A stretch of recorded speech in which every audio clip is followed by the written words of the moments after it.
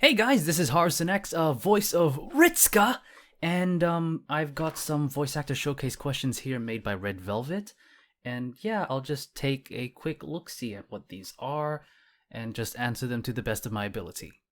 In any case, number one, what is your name and how did you end up with your current handle / alias? Well, let's see now. I actually do have some backstory to my alias, HaruTsunX. My actual name is Sun Vin Hun, and that's how you pronounce it, even though it's spelled like that. But yeah, my current handle alias is HaruTsunX, and let me go find what I put. Okay, so after several cringeworthy aliases of melding my two favorite video game companies, Sega and Nintendo, with the love of Sonic and Mario respectively, and adding numbers at the end to be different, yay, I decided to stray away from that and find something more unique. Anyways, HaruTsunX is decoded into three parts.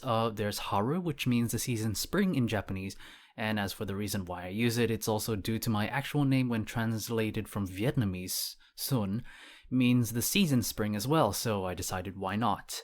So yeah, if you call me Haru, if you call me Sun, either way, it's the same thing, really. Sun, albeit, can be referred to the trope of a tsundere, and I tend to act like that at times, from what my friends say, but that wasn't the original intention. That's more of like half intended. The other half is me using it as a way to pronounce my actual name, since the X in Sun is pronounced like an S, and I've told people that my name can be pronounced like Sun in tsunami.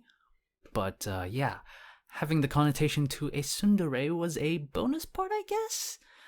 But it's not like I like it or anything. Baka. As for the X at the end, as edgy as it may sound to some, it's not really to me, it's more symbolic. And instead, it's just a nice way to end it, and has a better ring than just Haru-sun. And yes, people have still tried to refer to me as that, online means, to this very day, and I just personally feel like it feels incomplete, you know? It also happens to be the first letter of my actual name once again, therefore there's that symbolism in it. And yeah, that was a huge explanation to just the first question. Oh boy, let's try these more questions. We have 10 questions, and I just skimmed through the numbers. I didn't look at the questions 100%. And I've just been looking at the screen, not the camera. I need to look more at the camera. Hey people, hey internet, hey internet. Okay.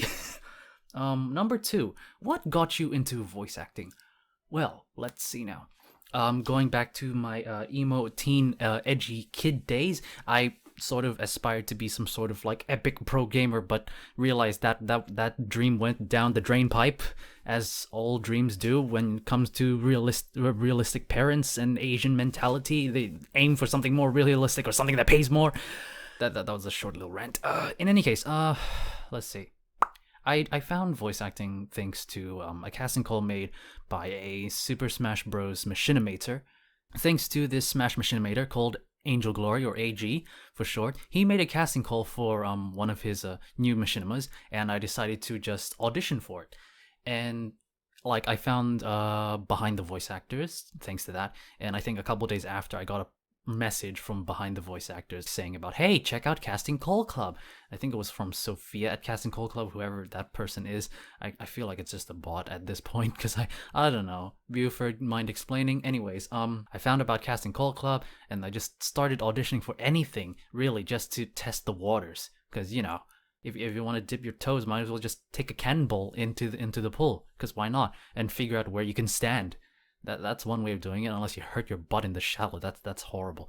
Anyways, yeah, I found about Casting Call Club. I managed to like get cast in a couple things after like 5 months. After that, it was like a steady increase of projects and also reputation, as I just kept auditioning for stuff, making new connections, and it was overall really fun experience. And to this very day, I'm still trying to build up more connections, increase my craft, or like improve my craft and increase like my skill set.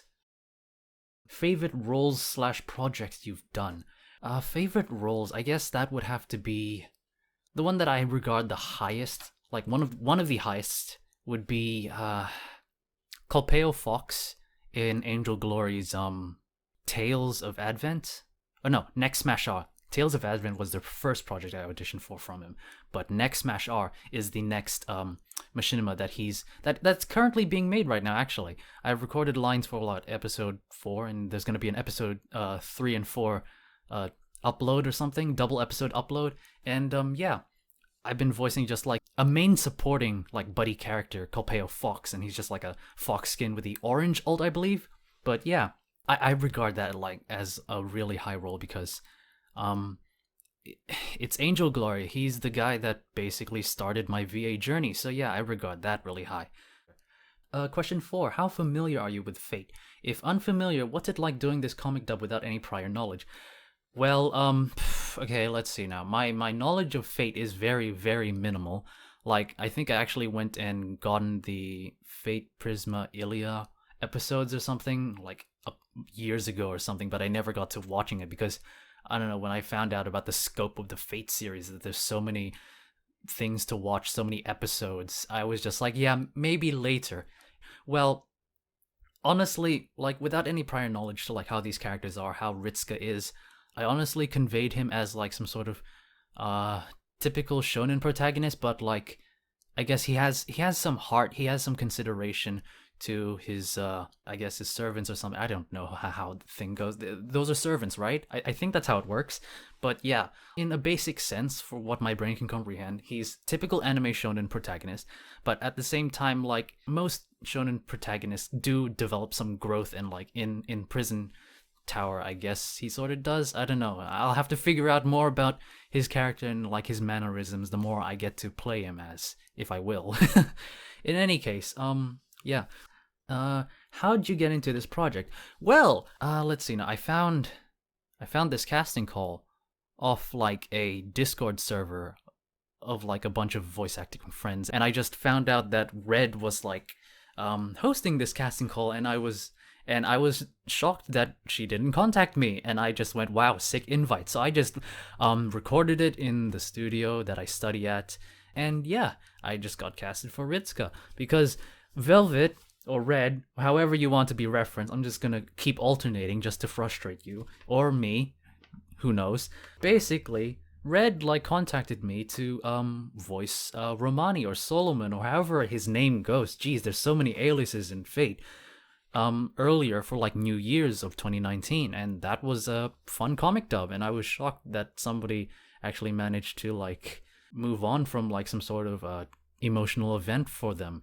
And I'm glad that I'm able to do that as a voice actor. It's just inspiring to just see that voice acting or like just the media you consume has the power to like influence you for the better or for worse. Question 5, how'd I get into this project? Because simply put, I saw the casting call, realized it was Red, gets my stamp of approval, trustworthy, yada yada, and I went an audition and got casted. If olive oil comes from olives, where does baby oil come from?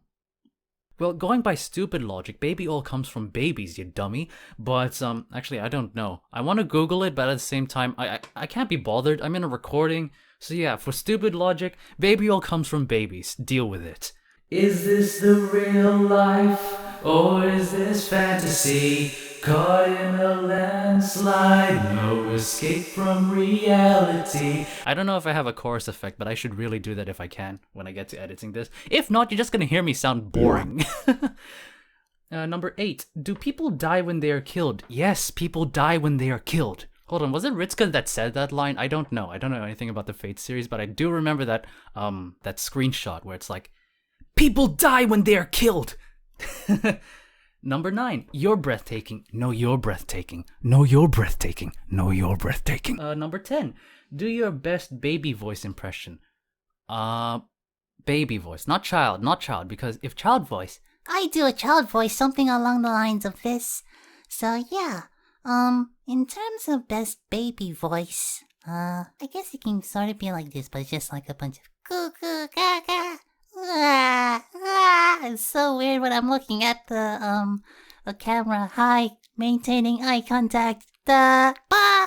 In any case, that's all the 10 questions for this voice actor showcase. This has been HaruTsunX or Sunvinhun, however you want to call me. Haru is totally fine as well. Anyway, I'll see you soon.